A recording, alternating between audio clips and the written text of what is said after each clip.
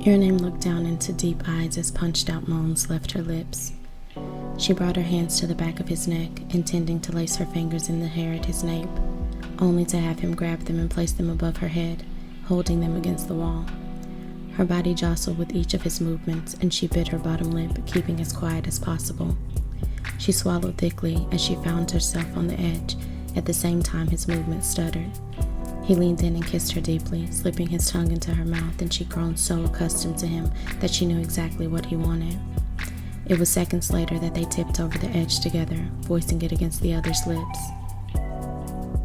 He gave her one final peck before putting her down, her heels clicking against the floor. While he threw away the protection and put himself away, Your Name began to fix her hair and makeup.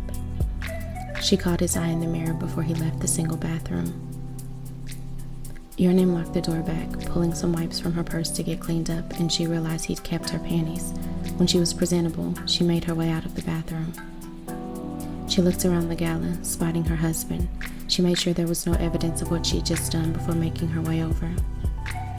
As she slid into his side, she wrapped her arms around his waist as his free hand came to run up and down her back, never pausing in the conversation he was having.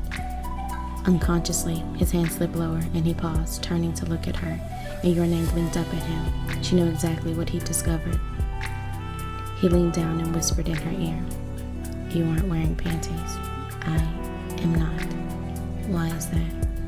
Your Name glared at him. "Because you kept them on me." Sakusa smirked at her. "I'm going to take the dress too when we get home." With that, he turned his attention back to the three people in front of them, and Your Name counted down the minutes until they could leave.